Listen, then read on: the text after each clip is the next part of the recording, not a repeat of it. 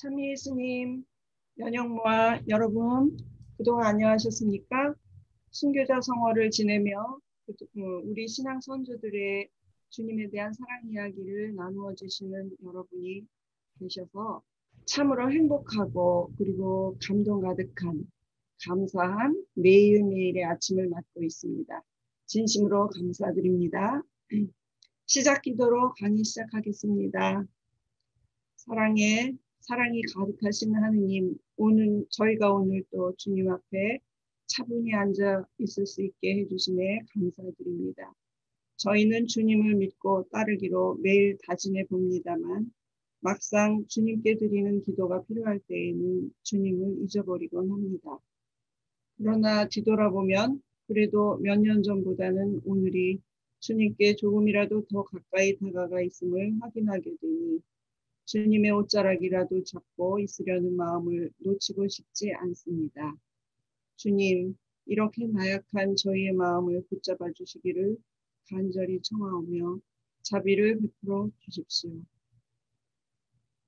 오늘 저희가 공부하는 최영업 토마스 신부님의 생애를 통하여 주님께서 저희에게 말씀하시는 바를 그냥 지나치지 말게 하시고 어떻게 하는 것이 깨어 주님을 맞이하는 것인지 알아가게 하여 주시기를 간절히 바랍니다.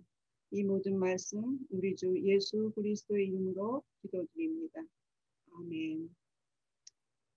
오늘은 성 김대건 안드레아 신부님의 뒤를 이어서 방인으로는 두 번째로 사제 서품을 받으신 최양업 신부님에 대해서 공부하겠습니다. 우선 출생과 성장에 대한 이야기를 할게요.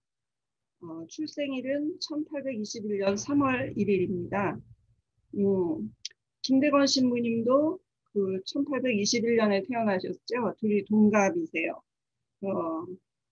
김대건 신부님이 8월생이시니까 토마스 신부님이 한 5개월 정도 형님이시네요. 그리고 출생지는 충청도 홍주 다락골이라고도 하는 그 다락골의 세터, 현재 그 청양군 농암리인데 거기서 태어나셨고요. 그리고 증족으로 최한일, 그 족으로는 최인주, 아버지는 최경환 프란치스코, 우리 잘 알고 있죠. 그리고 어머니는 공녀 이성래 마리아. 그리고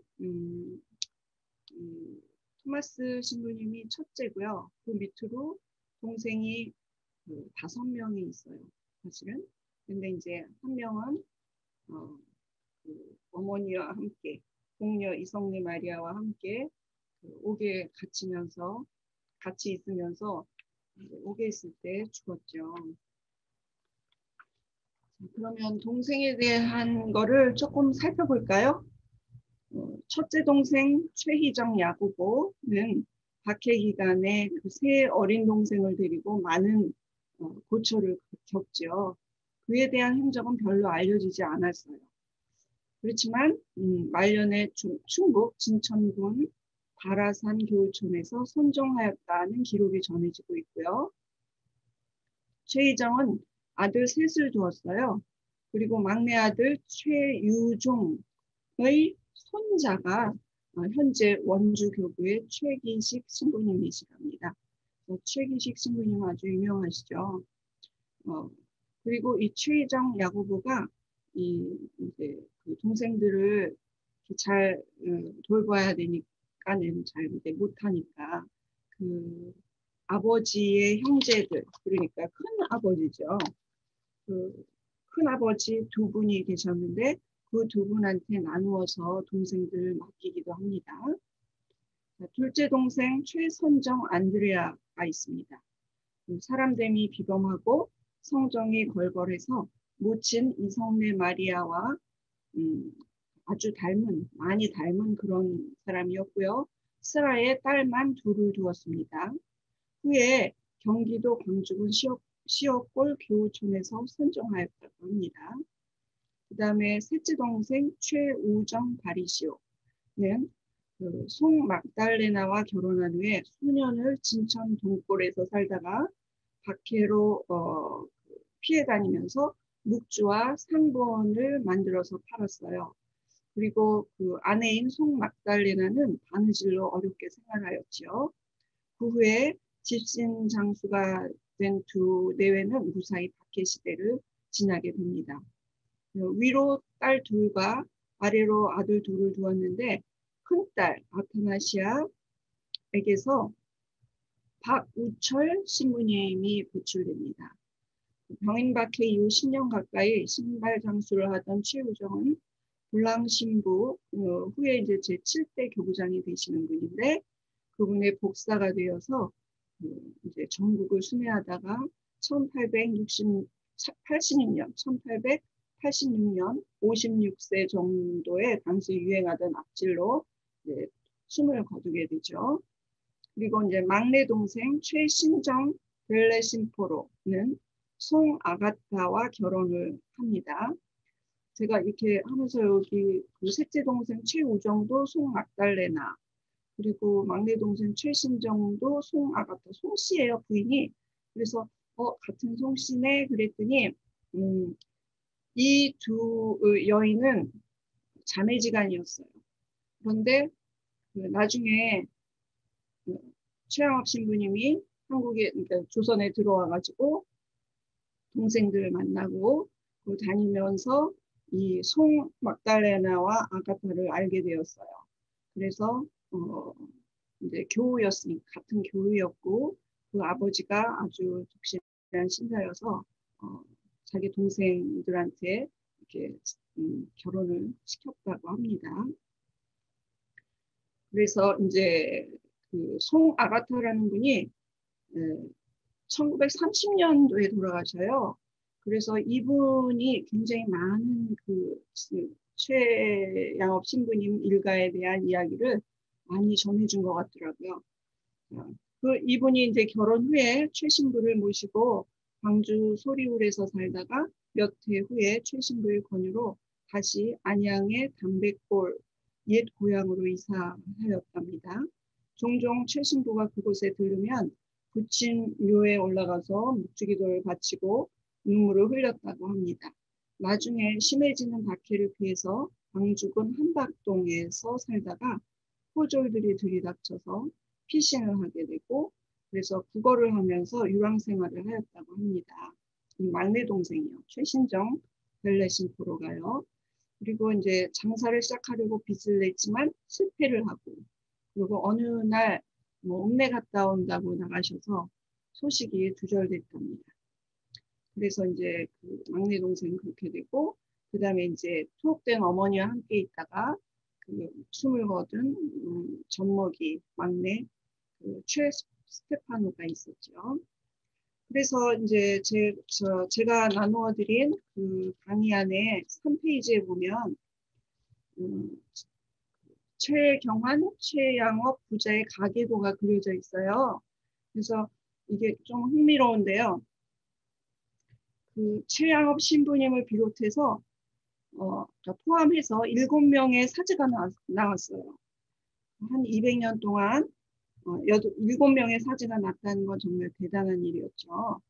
그래서 대대로 이어온 깊은 신심, 또 그것을 지켜보는 하느님의 눈길, 그 다음에 성령의 함께하심, 또 그에 응답한 자손들의 그런 마음, 이런 거를 이제 보면서 우리가 계속 복자연으로서 좀 많은 생각을 하게 될 것 같아요. 이렇듯 최양업은 천주교 신앙이 뿌리 깊은 집안에서 태어나 자랐습니다.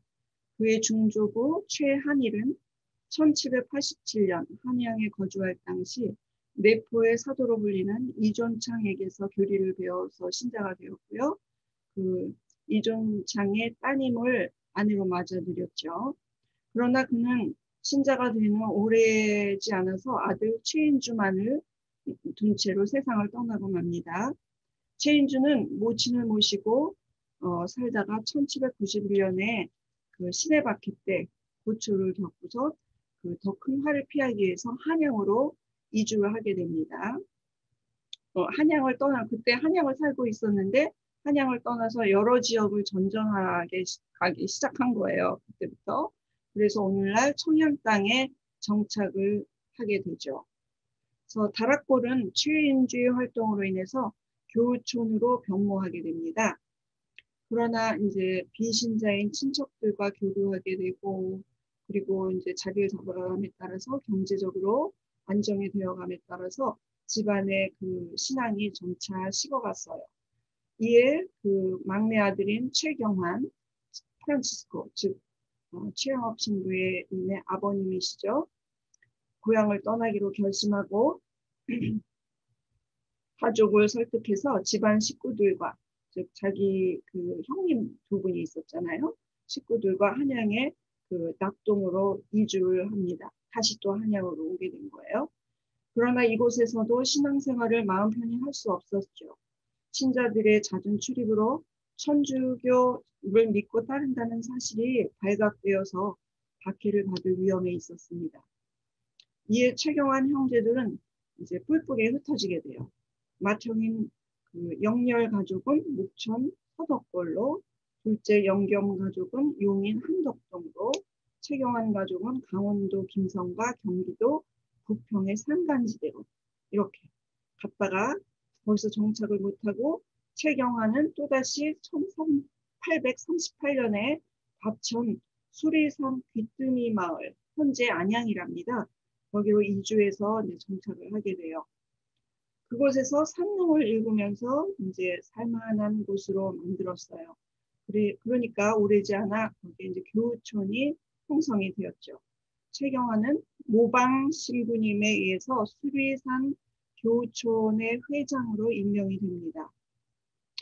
현재에도 우리가 이사한다는 거, 그리고 이 삶의 터전을 옮긴다는 게 얼마나 어려운 일인지 우리는 더더욱 잘 알고 있잖아요.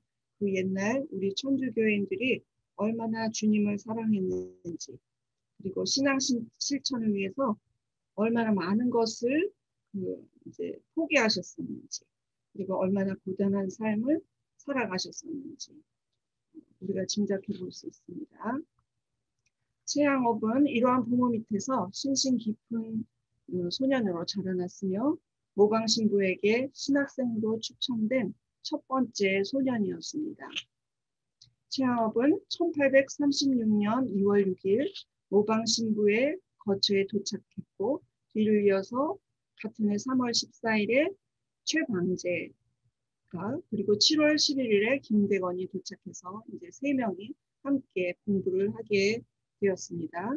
그해 이제 12월에 1836년, 그러니까 몇 살이에요? 15살이죠. 15살 되어서 세 명의 이제 신학생들이 파리 외방 정교회 극동 대표부가 있는 마카오, 그때는 마카오에 있었어요. 얼마 후에 이제 홍콩으로 옮기게 되지만요. 그 마카오를 향해서 그 한양을 출발하게 됩니다. 12월에 출발하니까 추웠죠. 또 두만강 넘어가야 되니까 추워야 됐죠. 압록강 넘어가야 되니까 추웠죠. 얼어야 되니까. 그래서 12월 29일에 병문에 도착한 그들은 샤스탕 신부를 만난 후에 중국인 안내자들과 함께 중국 대륙을 종단해서 1837년 6월 7일에 마카오에 도착합니다. 한양을 출발한 지 한 6개월여 만이었죠. 조선 학생들은 극동 대표부 안에 임시로 설치된 그 조선 신학교에서 사제가 되기 위한 공부를 시작했습니다. 그러나 신학교에서의 생활이 그리 순탄치만은 않았어요. 도착한 지 5개월 만인 1837년 11월에 최방제가 위열병으로 사망하는 아픔을 겪어야 했습니다. 1839년 4월부터 11월까지는 마카오에서 아편 거래 문제로 일어난 소요 사태가 그 소요 사태 때문에 필리핀 마닐라의 피신에서 생활해야만 했어요. 최양업은 이러한 어려움 속에서도 그 신부님들의 기대를 받았는데 뭐라고 말씀하셨냐면, 하느님께서 그의 건강을 허락해 주신다면 조선 선교지를 위해 유익한 몸이 될 것이 확실합니다. 라는 그런 스승 신부님들의 기대를 받았습니다. 그러니까 세 분 중에서 최방재 그 신학생이 제일 아마 똑똑했었나 보더라고요. 근데 아깝게 일찍 이렇게 이제 돌아가셨고, 그다음에 이제 최양업이 더 촉망받는 그런 인재였다는 것이죠. 그다음에 조선 입국로의 탐색에 대해서 이제 보겠습니다. 1842년 2월 15일 메스트르 신부가 김대건과 함께 프랑스 국동함대의 세실 함장이 지휘하는 에리곤호에 승선하여 마카오를 떠난 뒤에 최양업은 만주 대목구 선교사 브루니에르 신부에게서 신학교육을 받고 있었어요. 근데 이때 그 에리곤호에 타고 김대건이 간 데 어딘지 아시죠? 기억나세요?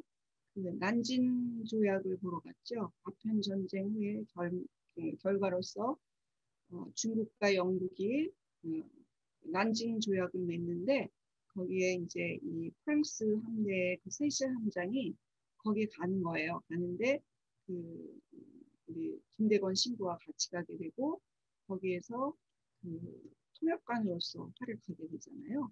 네, 그러는 동안에 최영업은 이제 공부를 하고 있었다는 얘기죠. 그러다가 42년 4월 26일자 네, 그러다가 그 전에 이거 중간에 이제 제가 하나 말씀드리면 42년 4월 26일 그러니까 이제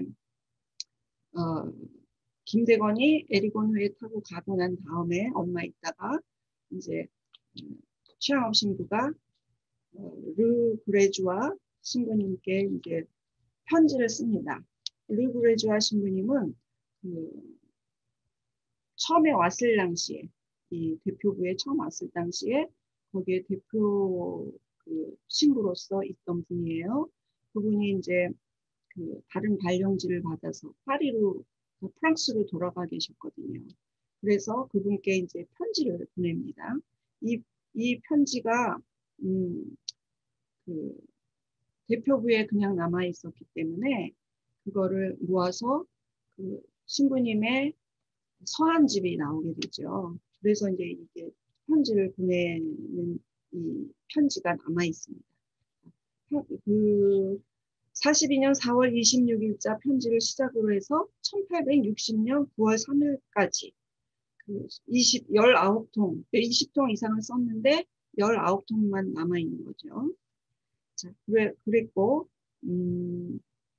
42년 브루니에르 신부에게서 이제 신학교육을 받던 중에요. 7월 프랑스 함대의 파주 중령이 지휘하는 파보리토가 마카오에 머무면서 중국의 북쪽 지방으로 출범할 준비를 하고 있었어요. 그래서 파주 함장이 요동 해안을 방문하러 갈 계획이라면서 선교사 한 명과 통역 한 명을 데리고 같이 가고 싶다고는 의사를 파리 외방종교회 국동 대표부에 이제 전했죠. 그러니까 2명이 필요한 거예요. 그래서 브루니에르 신부는 자신의 선교지인 그 만주로 갈 수 있는 좋은 기회라고 여기게 되어서 이제 그 제안을 받아들입니다. 그리고 또 최양업 신부, 그러니까 최양업은 그때는 신학생, 최양업은 만주에서 조선으로 들어갈 그럴 입국 시도를 위해서 브루니에르 신부와 동행하기로 합니다. 그래서 7월 17일 파보리토의 승선에서 마카오를 출발하죠. 그런데 이제 뭐 여러 가지 우여곡절 그리고 그런 것들이 파보리토가 상해에 도착한 다음에 그 위쪽 지방으로 안 가겠다고 이제 그런 거예요. 그래서 상해에 도착해서 이제 내렸죠. 그래서 그 동안에 와 있던 메스트르 신부와 김대건을 만납니다. 그래서 이 네 분이 두 신부님들과 김대건, 최양업 그리고 또 한 사람 중국인 신학생 범유환 등이 그 남경 교구장 서리인 배시주교의 주선으로 이제 중국 신자의 배를 얻어 탈 수 있게 됐어요. 배를 구했어요. 그래서 10월 12일에 출발해서 10월 22일에 한 열흘 걸렸네요. 그래서 요동 반도의 남단 최장하에 도착합니다. 그리고 11월 메스트르 신부와 김대건은 그 백가점 교천에 남았어요. 자, 지금 제가 지도 한 장을 올릴 거예요. 그 총무님이 올려주실 거예요. 거기 보시면 더 잘 이해가 되실 겁니다. 그 백가정 교회천에 남았고, 그리고 브루니에르 신부와 최영업은 그 계주의 양관이라는 곳에 있는 교회촌에 가게 되죠. 그 후 페레로 신부가 머물고 있던 북만주의 소팔가자 교회촌으로 또 갑니다. 1843년 12월 31일에는 양관에서 거행된 페레올 주교의 서품식에 참석하기도 하고요. 또 백가정 교회촌에 머물고 있던 메스트르 신부와 1844년 1월 14일 소팔가자로 돌아갑니다. 그러니까 한 곳에 머물지 않고 여러 곳에 왔다 갔다 하시면서 그 조선 입국을 어떻게 하면 좋을까 이거를 많이 연구를 하셨던 것 같아요. 이때부터 최영업은 브루니에르 신부 대신에 메스트르 신부에게서 신학을 배우게 됩니다. 그러니까 이렇게 바뀌었어요. 신부님이 김대건하고 메스트르 신부하고 다녔었잖아요. 바뀌었고, 그다음 최영업은 김대건과 함께 1844년 6월에는 차 부제품, 그리고 10월에는 부제품을 받게 됩니다. 차 부제품은 옛날에 현재는 없어진 제도래요. 부제품을 받기 전에 차 부제품을 받았답니다. 현재는 없어졌습니다만 1843년 2월 22일 르그레주아 신부에게 보낸 페레올 주교의 서한에 그 최영업의 사지수품과 관련하여 언급한 적이 있었대요. 거기에 보면 주교는 최영업의 신학 공부를 계속하며 매우 규칙적인 생활을 하고 있다고 하면서 나이가 한 살 더 많았더라면 그의 서품될 수 있었을 것이라 하였답니다. 굉장히 성실하신 분이셨던 것 같아요. 그래서 이 말뜻은 뭐냐면 교회법상의 그 사제가 되는 나이 제한이 있었던 거죠. 그래서 최영업이 사제품을 받지 못한 이유는 그 나이 제한 때문이었다는 거. 그렇지만 그 또한 우리가는 이 역사를 신부님에 대한 생애를 이렇게 다 볼 수 있는 입장에서 하느님의 오묘한 뜻이 아니었을까 생각이 듭니다. 또 김대건 신부와 최영업 신부의 사제품 받는 시기가 뒤바뀌었더라면 어찌 되었을까요? 또 그런 생각도 들죠. 그래서 인지를 적재적소에 쓰시는 하느님을 오늘의 사는 우리는 감히 짐작해 봅니다. 또 지금 아쉬워 보이는 결과라도 하느님의 뜻이라는 관점에서 이 고생을 보도록 우리에게 통찰력을 가르쳐 주시는 것만 같습니다. 1845년 6월에 김대건이 온갖 어려움을 뚫고 상해로 왔다는 소식을 듣고 크게 감동한 페레올 주교는 김대건에게 사제품을 먼저 주게 되었어요. 그리고 최영업은 사제수품 시기를 놓치면서 늦어지게 된 것입니다. 최영업 부제는 1849년 4월 15일 400주일. 이 400주일은 이 강의한 끝에 보면은 참고로 제가 적어놨는데 부활절 다음 주일을 말한답니다. 400주일 그때 이제 사제소품식을 갖게 됩니다. 그래서 45년의 부제품, 44년의 부제품, 49년의 사제품 이렇게 받아서 그 사이 4년여 동안에 이제 차이가 있죠. 그 동안에 그는 조선 입국을 위해서 부단히 노력하게 됩니다. 최영업 신부는 메스트르 신부와 훈춘으로 가서 두만강 북경마을에서 열리는 경원 계시를 기다리다가 만주 관원에게 잡혀서 옥에 갇혔다가 풀려나기도 하고요. 여기 그 경원 계시는 우리가 전에 그 김대건 사제를 공부할 때도 이야기했어요. 아마 기억이 나실 거예요. 저 훈춘이면은 그 함경북도 저쪽에 우리가 한반도 지도를 보면 저 오른쪽 끝에 있는 그런 무역 도시라고 할 수 있죠. 그리고 또 우주 병문을 통한 입국 시도를 하다가 그 병호 박해로 김대건 신부와 신자들이 순교했다는 소식을 듣게도 됐고요. 또 김대건이 그리고 나서 이제 김대건이 성공시킨 해로로 입국을 하면 어떨까 해서 그러한 시도를 하기 위해서 마카오에서 홍콩으로 이전한 그 파리 외방정교회 국동 대표부로 메스틀 신부와 함께 갑니다. 이때가 1847년 초였어요. 그래서 이제 그 홍콩에 가 있는 그 시기에 그 현성문이 완성한 기해일기 아시죠? 기억나시죠?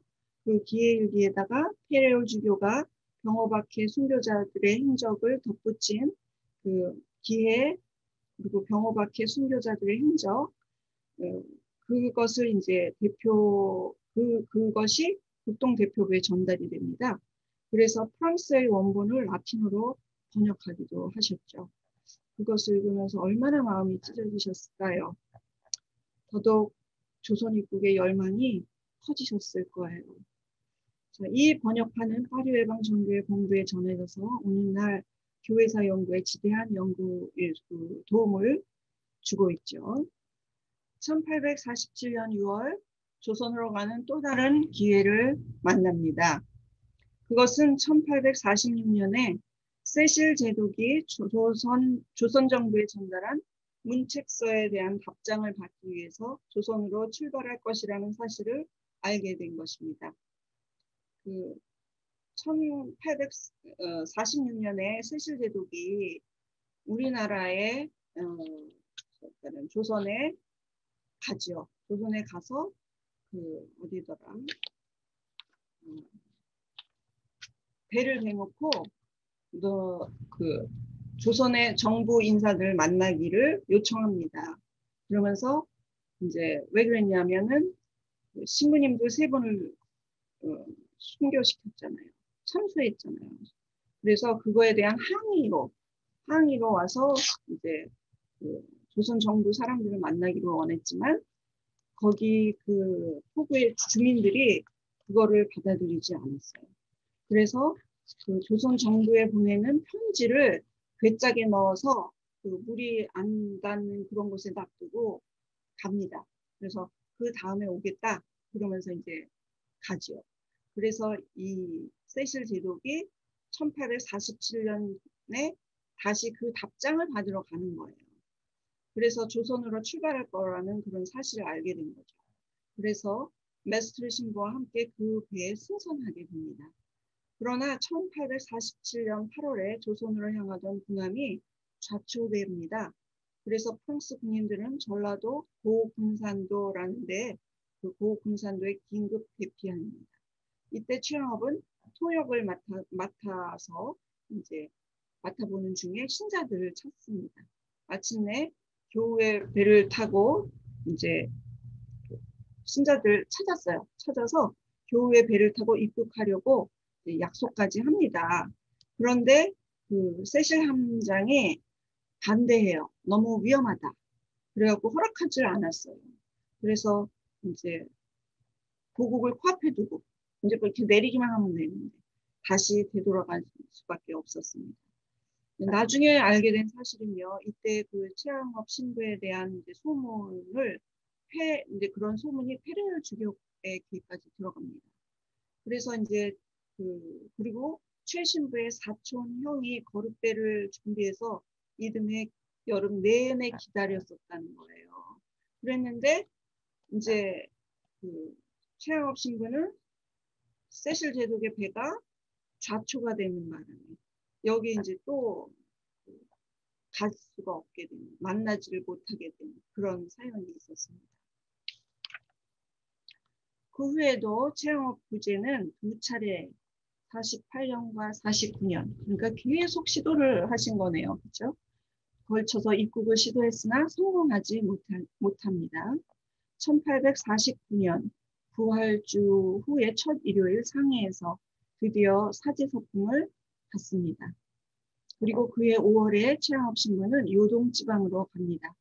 가서 또 다른 입국 기회를 기다리면서 베르네 장 부주교 밑에서 7개월 동안 병자 방문, 성사 집행, 교류 교육 등의 활동으로 사목 실습을 하였습니다. 즉 보좌 신부로서 사목을 시작한 것이죠.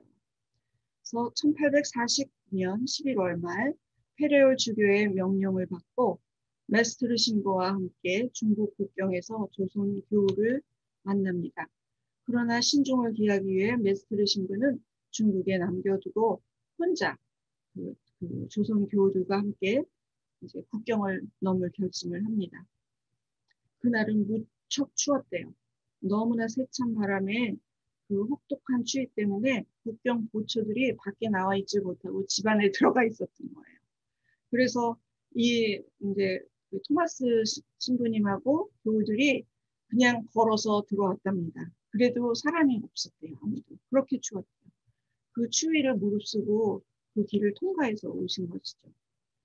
그래서 그토록 애쓰던 조선 입국이 조선을 떠난 지 13년 만에 이루어졌던 것입니다.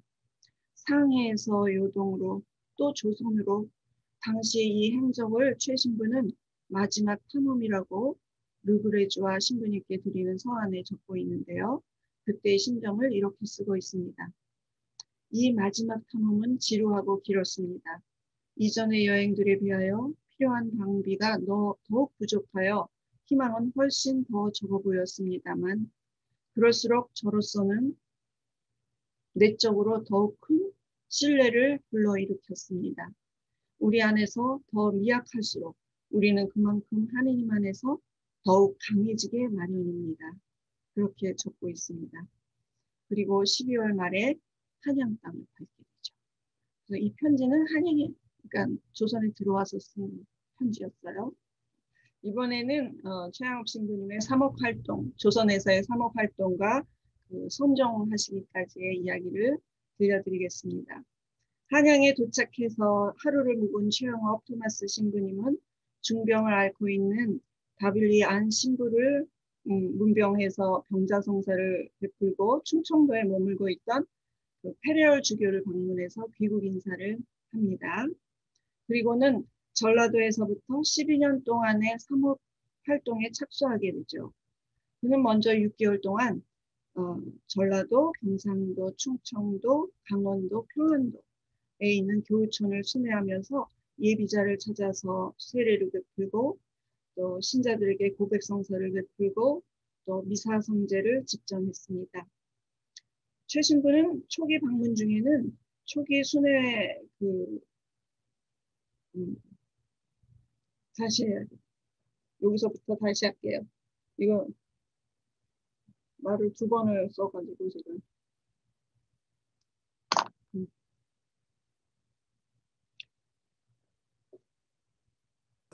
잠깐, 네. 네, 잠깐 이렇게 포즈 하셨다가 시작하시면 돼요. 그럼 제가 잘라내기가 편하거든요. 예, 네. 하세요, 계속. 네. 최 신부는 초기 방문 중에는 외교인의 고발을 받아 체포될 위험도 겪었으나 헌종의 주기로 천주교에 대한 박해가 완화되어서 비교적 자유롭게 활동할 수 있었습니다. 비교적 자유롭다고 하지만 법으로 천주교 신앙을 금하고 있었죠. 그래서 여전히 고발되고 체포되고 하는 일이 있었고요. 그리고 지방에서는 천주 신앙을 빌미로 해서 지방 간의 사적인 박해도 있었어요. 그래서 아주 이중으로 고통을 겪고 있었던 거죠. 그렇기 때문에 어디든 안전한 곳이 없었다고 할 수 있습니다. 그래서 이제 신부님은 다니실 때 주로 밤에 산길을 택해서 사람들이 없는 그런 곳을 택해서 이제 걸어서 그렇게 이제 다니셨어요. 그리고 이제 도착하면 밤에 이제 도착을 해서 그러면 이제 낮에는 뭐 계시다가 밤에 낮에는 뭐 이제 잠도 주무시고 그러셨겠죠. 그리고 밤에 이제 그 미사도 보시고 성사도 베푸시고 그러셨다고 합니다. 그리고 이제 새벽에 동트기 전에 그 집을 나와서 또 다음 공소로 가시는 그런 일정이셨어요. 그래서 겨울이 되면요, 그 상황은 더욱 이제 가혹했겠죠. 아마 우리가 상상하는 그 이상으로 그 삶의 기본적인 모든 것이 어려웠을 거라는 것을 쉽게 짐작할 수 있습니다. 거기에 신자들은 박해를 피해서 산간 오지에 마을이라야 몇집 모여 사는 것이 힘들기 때문에 100리를 걸어야 60리, 100리 이렇게 걸어야 공소에 도착할 수 있었고 그러면은 이제 뭐 몇 명에서 십수명 정도를 만날 수 있었어요. 또 공소를 마련할 수 없었던 마을의 신자들이 이제 서로 도우면서 먼 거리를 마다 않고 찾아오는 경우가 있었어요. 그러면 이제 거기 신부님이 오신다. 그런 멀리 사는 그런 분들이 이제 그쪽으로 오는 거예요. 그런 뭐 병자도 있고 그래서 한 에피소드는 한 걷지를 못하는 분이 계셨대요. 근데 이제 공소로 나는 꼭 가야 신부님을 만나야겠다. 이래가지고 나를 지게에다가 얹어서 데려가 달라고 그러셨다네요. 그래서 이제 지게에다가 이제 모시고 가는데 그분이 가다가 지게에서 내려오셨어. 내려오셔갖고 스스로 걸어서 공소까지 갔다는 거예요. 그러니까 기적이 일어난 거죠. 그런 이제 에피소드도 그 신부님의 편지 속에 나옵니다. 그 책을 읽어보세요. 아주 재밌습니다. 어, 자, 그런 일이 있을 때면은 먼 거리를 마다 않고 그렇게 공소로 와주는 그런 신자들을 만날 때면 최 신부님은 하나님께 찬미 감사를 드리며 또다시 다음 마을로 향하는 발걸음에 힘을 얻을 수 있으셨겠죠. 그는 사목 방문 중에 가난과 고통에 시달리는 교우들을 위로하고 특히 외교인 가정에서 신앙생활을 하기 어려운 그런 여자 교우들에게 집안 식구 모르게 성사를 베풀기도 했습니다. 또한 주민들의 질병의 그 대부분인 감질이나 각혈, 뭐 그런 부종 그런 원인이 나쁜 물에 있을 거라고 이제 판단하시고서 그 물을 정화할 수 있는 약과 방법을 가르쳐 달라고 그 루브레주와 신부님에게 편지를 보내기도 합니다. 이렇게 사모 활동에 헌신한 최 신부가 피로와 병고에 시달린 적이 한두 번이 아니었겠죠. 그래서 최영업 신부님은 사모 활동 이외에도 번역과 저술에도 열심히 졌는데 다빌리 안 신부님을 도와서 교회사 자료를 수집하고 라틴어로 번역해서 파리 외방 선교회의 본부에 보냈고 그런 일도 하셨고요. 그리고 이런 자료는 후에 달래의 한국 천주교회사 발간의 기초가 되기도 하지요. 또한 기도서인 성교 공과라는 책과 교리서를 번역하여 신자들의 신신 강화와 교리 지식 심화에 이바지하였습니다. 또한 조선의 전통적 가사문학인 사사조의 가사체로 천주 가사를 쓰시기도 했는데 이거는 이제 특히 글을 모르는 사람들 또 어린이 그 부녀자들을 위한 그런 작업이었습니다. 조선 사복을 위해서 헌신하신 최양업 신부님은 사목활동 12년 만인 1861년 6월 주교에게 업무를 보고하기 위해 한양으로 올라가던 중에 과로와 급환으로 선종하시게 됩니다. 그의 죽음에 대해서 베르네 주교는 다음과 같이 말하였습니다. 최 신부는 12년 동안 거룩한 사제 직분을 준수하여 사람들을 감화시키고 영혼 구원에 힘써 성공하였습니다. 그의 죽음은 나를 몹시 난처하게 합니다. 그가 성물을 집행했던 구역에는 커다란 위험을 무릅쓰지 않고서는 서양 선교사가 뚫고 들어가기 어려운 많은 마을이 있습니다. 이렇게 얘기하셨다 해요. 최영업 신부는 그 주교와 신부들의 기도 가운데 베론에 묻히셨습니다. 베론은 지금도 성지죠. 성지로 잘 가꾸어져 있던데요. 저도 한번 가보고 싶습니다. 불꽃같이 살다간 피해 순교자 하면은 김대건 신부님이잖아요. 그리고 순교함으로써 성인 반열에 오르실 수 있었어요. 그렇지만 최영업 신부님은 순교가 아니잖아요. 병사였지만 그렇지만 사람들은 그분을 땀의 순교자라고 부르죠. 또 길의 순교자, 백색 순교자로 불러드리고 있습니다. 그동안 그러한 이유로 15개 검토도 되지 않았었다 해요. 그런데 1996년 서한집이라든가 자료집, 전기를 만드는 자료집을 간행하고 기념성당 축성식을 갖는 등 자발적인 현양운동이 일어났습니다. 그래서 10억 청원을 준비하기 위한 그런 시작이 되었어요. 1996년, 좀 다소 늦었죠. 2016년에, 그래서 이제 쭉쭉 이어지다가 2016년에는 교황 프란치스코 성하께서 최양업 신부를 가경자로 선포합니다. 가경자는 제가 밑에 참고로 썼습니다. 존경할 만한 분. 말이 잘 안 나오네. 존경할 만한 분이다. 라는 뜻이래요. 여기서 이제 그 업적 중에 기적이 있으면 그것이 이제, 어프로브가 되면 복자로 가게 되는 중간 단계입니다. 그래서 최양호 신부님이 복자로 선포되도록 우리가 기도로서 힘을 합해 드렸으면 좋겠습니다. 여러분들 중에 최양호 신부님의 서한집을 구입하신 분들이 있죠. 그래서 그분의 교훈적인 글이 가득 담긴 서한들을 읽으시면 그분의 영성과 따뜻함, 그리고 하느님께 대한 충실함을 충분히 느끼실 수 있을 것입니다.